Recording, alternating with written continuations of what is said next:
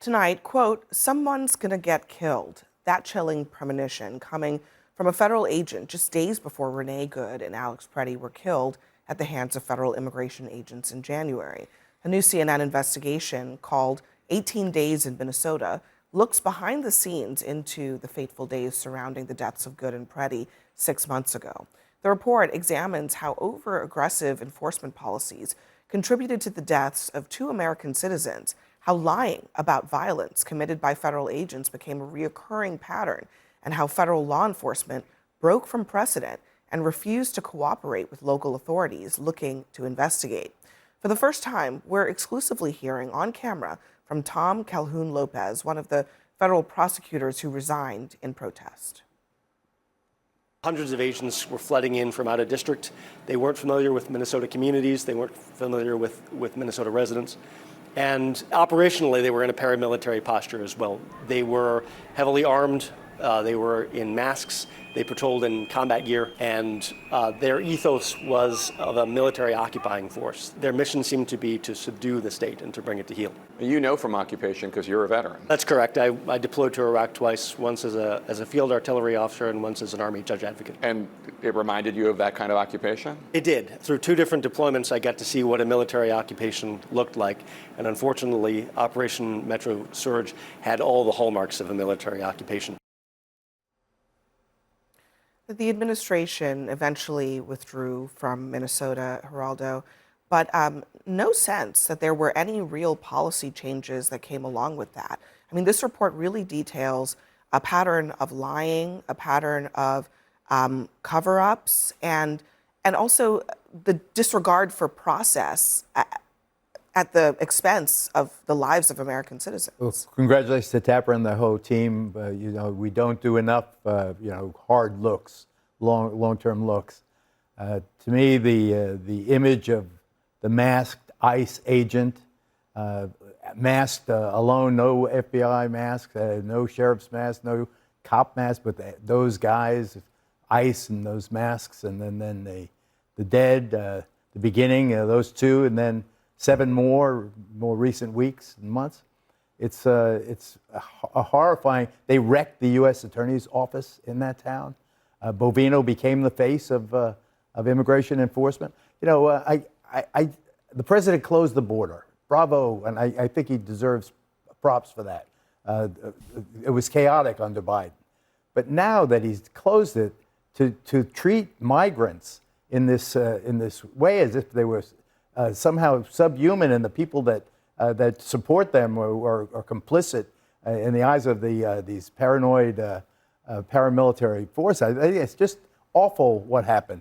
What happened to Minneapolis was terrible, but what's happening to the millions of undocumented immigrants in this country, some of them for decades, many of them without any blemish, not even a speeding ticket, their children, citizens, how they have now been terrorized, beginning in Minneapolis, terrorized in these other communities around the country. It is, it's so disheartening to me. And what's the, again, another war. What's the end result of making, tens of millions of, many of them Latinos, making them the other is really, Noah, awful. Respond to that. I mean, what do you make of Geraldo's assessment of all of this? Well, I think it's an astute assessment. I thought that report was very good reporting. A lot of it is enraging, and any American concerned with good government should be furious at an executive agency, the deputies of which are lying to federal judges on the record, that's established, are creating chaos through the ranks by not disseminating information. There was, however, elements of that report with which I took issue. Hyperbole,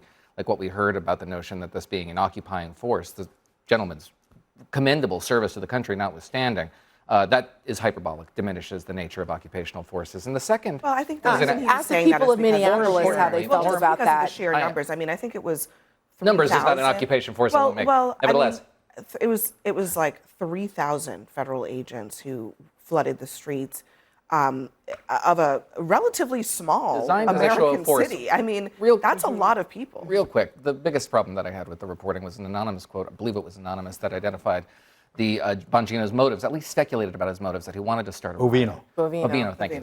That absolves the individuals who engaged in the kind of harassment techniques that we heard in the background in that clip people don't even remember the degree to which there was coordinated campaigns designed to mobilize people to get out in the streets, get in the faces of law enforcement, scream in their faces, blow whistles in their faces, distract them, disorient them. These are armed agents. Follow them with cars. But your hit tone the is car. exactly the tone I remember from parents in 1969, 1970.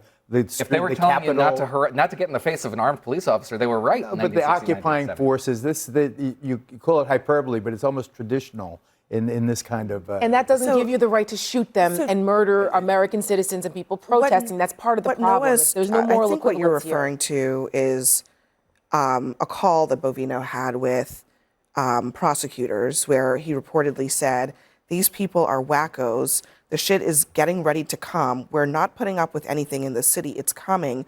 We're not going to calm it down. We're going to put it down. Bovino responded to that by essentially saying that he doesn't remember exactly what he said, but that the idea of putting down protests was not something that he would say.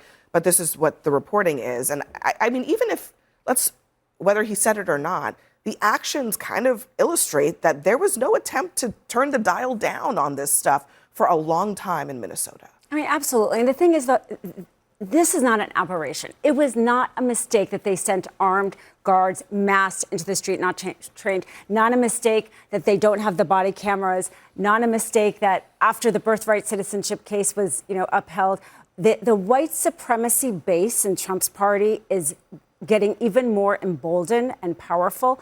They don't want people with a certain color of skin or an accent to be in this country. And so all of this is effective. What it does is it scares people. It scares people to self-deport. It scares people not to come. It scares people to not go to the grocery store.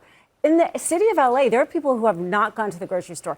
It is working exactly how they want it to work. I'm going to tell you that's exactly what Republicans want to hear.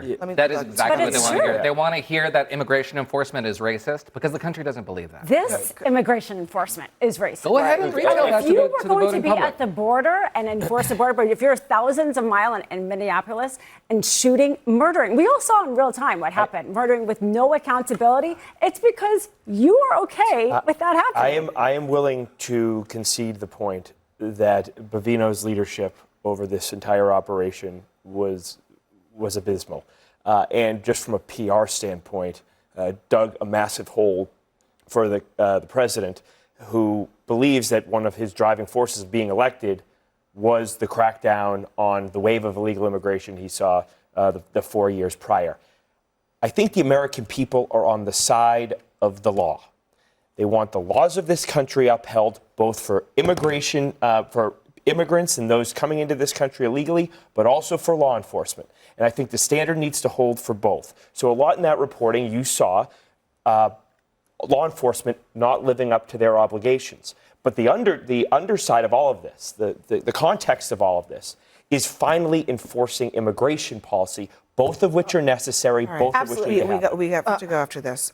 I just want to make a note, Trump has lost support on immigration since all of this has been going on. And I think if there's any indication of how bad this is for him, it's that an issue that, he ran on and that he maybe won on he's not maintained a lead on that. It's become, just like all the other issues, something that voters don't really trust him on, which is a problem for him.